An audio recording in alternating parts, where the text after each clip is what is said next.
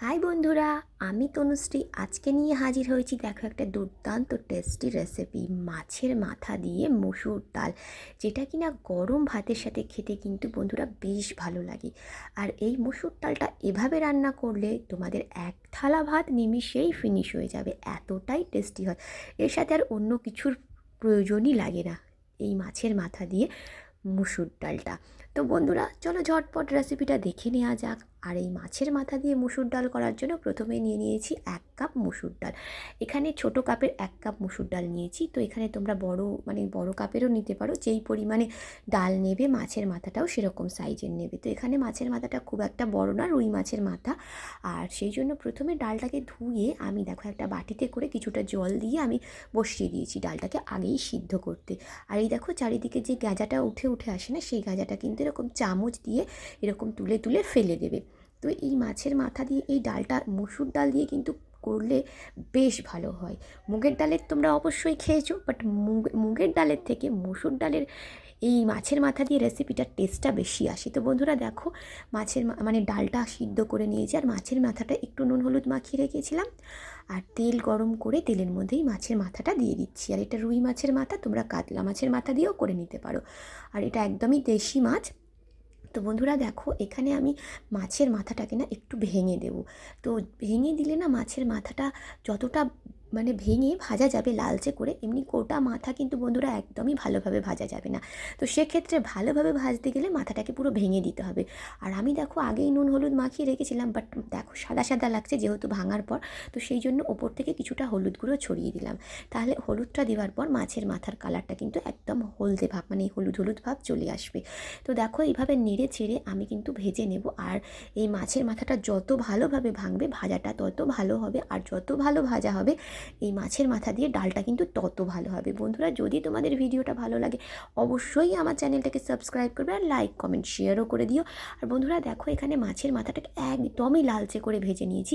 আর দেখো আমি তুলে নিচ্ছি একটা বাটিতে। আর নর্মালি মুগের ডাল দিয়ে তোমরা মাছের মাথা যেটা খেয়েছো, তার থেকে আমি বলবো এই মসুর ডাল দিয়ে মাছের মাথার এই রেসিপিটা একবার ট্রাই করে দেখো, তোমাদের ভীষণ ভালো লাগবে। মুগের ডালের থেকে মসুর ডাল দিয়ে এই মাছের মাথার রেসিপিটা কিন্তু বেশি টেস্টি, জানো তো বন্ধুরা। আর দেখো মাথাটা ভাজা হয়ে গেছে মাছের মাথাটা। এবারে দেখো আরও কিছুটা তেল দিয়ে আমি দিয়ে দিচ্ছি কুচি করে রাখা পেঁয়াজ। তো এখানে এই মাছের মাথা দিয়ে মুগের ডালটা কিন্তু পেঁয়াজ রসুন দিয়েই হবে। তো বন্ধুরা দেখো পেঁয়াজটাকে দিয়ে একটু নেড়ে চেড়ে একটু হালকা লালচে করে নেব। আর এখানে দেখো আমি দিয়ে দিচ্ছি একটা তেজপাতা। তো এখানে পেঁয়াজটা দেখো লালচে হয়ে গেছে, তেজপাতা দিয়ে দিচ্ছি। আর দেখো আমি দিয়ে দিচ্ছি কিছু টমেটো, কুচি করে রাখা টমেটো। আর দেবো আমি দেখো এই মাছের মাথা দিয়ে ডালটায় একটু যদি মটরশুঁটি দেওয়া যায়, কড়াইশুঁটি, তাহলে কিন্তু বেশ ভালো লাগবে।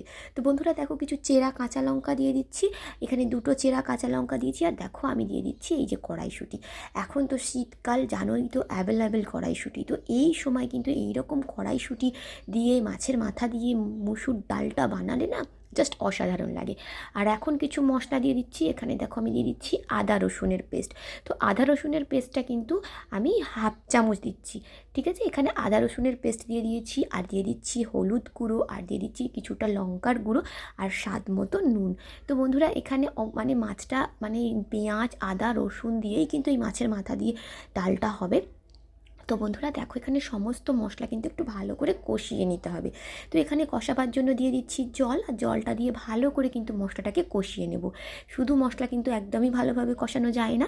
তো সেক্ষেত্রে জল ব্যবহার করে জল দিয়ে ভালো করে মশলাটাকে কষিয়ে নিতে হয়, তাহলে কোনো রকম মশলার একটা যে স্মেল থাকে না সেটা কিন্তু একদম চলে যায়। তো বন্ধুরা দেখো আমি আবারও মশলাটা কষাবার সময় দিয়ে দিলাম এখানে কিছুটা তেল। তো এখানে আমি কেন তেলটা দিয়েছি, আগে যেহেতু তেলের পরিমাণটা একটু কম দিয়েছিলাম, তো সেই জন্য আমি না আগে তেলটা কমই ব্যবহার করি। যখন আমি মশলাটা কষাই তখন আমি আবার কিছুটা তেল অ্যাড করি। তাহলে কি বলো তো, তেলটা পুরো পারফেক্ট বোঝা যাবে। নইলে এতটাই শুকনো যখনই আমরা পেঁয়াজ বা মশলা দিই তখন না তেলটা অনেকটা পরিমাণ উড়ে যায়। তো সেক্ষেত্রে জল দিয়ে যখন কষানো হয়, জলের উপর তেল দিলে না তেলটা থাকে। তো বন্ধুরা দেখো এখানে তেলটা দেওয়ার পর সমস্ত মশলাটাকে ভালো করে কষিয়ে নিয়ে এবারে দেখো ভেজে রাখা মাছের মাথাটা আমি দিয়ে দিলাম এই মশলার উপর। তারপর কিন্তু মাছের মাথাটা দিয়ে নেড়ে চেড়ে নেব। নেড়ে চেড়ে একদম ভালো করে মিক্স করে একদম মশলার সাথে মিশিয়ে নেব নেড়ে চেড়ে। নর্মালি। আর অবশ্যই কিন্তু মাছের মাথাটাকে ভালো করে ধুয়ে আর লাল লাল করে ভাজতে হবে, নইলে কিন্তু ভালো লাগবে না। তো বন্ধুরা এখানে দেখো সিদ্ধ করে রাখা মসুর ডালটা একদম কিন্তু আমি মানে গলিয়ে সিদ্ধ করিনি, দেখো একটু সামান্য সামান্য ওতে শাঁস আছে, সেরকম সিদ্ধটা করবে। করে রাখা যে সিদ্ধ করে রাখা মসুর ডালটা আমি কিন্তু এই মাছের মাথার মধ্যে দিয়ে দিলাম, আর কিছুটা ধুয়ে জলও দিয়ে দিয়েছি। আর বন্ধুরা এই ডালটা কিন্তু একদমই মানে পাতলা হবে না, একদম গাঢ় গাঢ় হবে। আর এই রকম ডাল থাকলে না জাস্ট মানে আর কোনো কিছুই লাগে না, জাস্ট এই ডাল দিয়েই ভাত খাওয়া হয়ে যায় বন্ধুরা, এতটাই খেতে ভালো লাগে। তো বন্ধুরা দেখো এখানে আমি মানে কড়াইশুঁটিটা অ্যাড করেছি, আর কড়াইশুঁটি এই সময় খেতেও বেশ ভালো লাগে আর দেখতেও বেশ ভালো লাগে, বিভিন্ন রকম যে তরকারি বলো ডাল বলো। তো সেক্ষেত্রে কিন্তু ওই জন্য মানে কড়াইশুঁটিটা তোমরা ব্যবহার করতেও পারো, নাও করতে পারো, বাট দিলে দেখতে ভালো লাগে এই কি। তো বন্ধুরা দেখো আমি কিন্তু এখানে চাপা দিয়ে এখানে 5 মিনিট ভালোভাবে ফুটিয়ে নিয়েছি। দেখো একদমই এখানে গাঢ় গাঢ় হয়ে এসছে, দেখতেই পাচ্ছ। ডালটাকে কিন্তু খুব বেশিক্ষণ চাপা দিয়ে রাখলে আবার না ফুটে আবার মানে যেরকম ভাত উতলে যায় না, সেরকম ডালও উতলে পড়ে যায়। তো সেক্ষেত্রে তোমরা কিন্তু ঢাকাটা যখন দেবে আবার খুলে একবার চেক করে দেখে নেবে যে উতলে পড়ে যাচ্ছে না। তো বন্ধুরা দেখো এখন কিন্তু মানে এরকম বসা বসা হয়ে যাওয়ার পর আমি এখানে অ্যাড করছি কিছুটা জিরে, ধনে, গোলমরিচ, ড্রাই রোস্ট করা পাউডার, মানে একদম ভাজা মশলা। আর দিয়ে দিচ্ছি কিছুটা গরম মশলা। তো বন্ধুরা এই মশলাটা দিয়ে ওপর থেকে ভালো করে কিন্তু আমি নেড়ে চেড়ে একদমই মশলাটা মিক্স করে নেব। মানে নেড়ে চেড়ে একদম ভালোভাবে মিক্স করে নিলে তাহলে গন্ধটা মানে সুন্দর একটা স্মেল চলে আসবে ডালের মধ্যে। আর দেখো কুচি করে রাখা কিছু আমি দিয়ে দিচ্ছি ধনে পাতা। তো বন্ধুরা দেখো একদমই দেখো দেখতেই পাচ্ছ একদম বসা বসা গাঢ় গাঢ় হয়ে গেছে।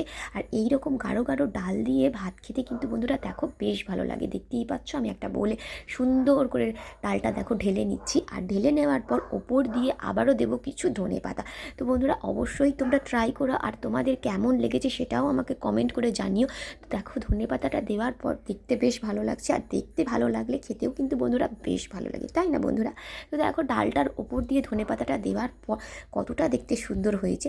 তো বন্ধুরা অবশ্যই ট্রাই করো, ভীষণ ভালো লাগবে, একদমই জাস্ট বাঙালির প্রিয় এরকম রেসিপি, তাই না বন্ধুরা? আমরা বাঙালিরা মাছের মাথা দিয়ে মানে বেশ কিছু জিনিস পছন্দ করি। তো মুসুর ডালটা দিয়ে এই মাছের মাথার রেসিপিটা অবশ্যই একবার ট্রাই করো, তো মুগ ডালকেও হার মানিয়ে দেবে। তো দেখো এখানে আমি চামচ দিয়ে নেড়ে দেখাচ্ছি কতটা গাঢ় হয়েছে, দেখতেই পাচ্ছ। তো বন্ধুরা দেখো এরকম ঠিক গাঢ় গাঢ় রাখতে হবে, একদমই পাতলা রাখবে না। তো দেখো এরকম পুরো একদম মাছের মাথা ভর্তি। তো বন্ধুরা আজকের ভিডিওটা এখানেই শেষ করছি, দেখা হচ্ছে আবার পরের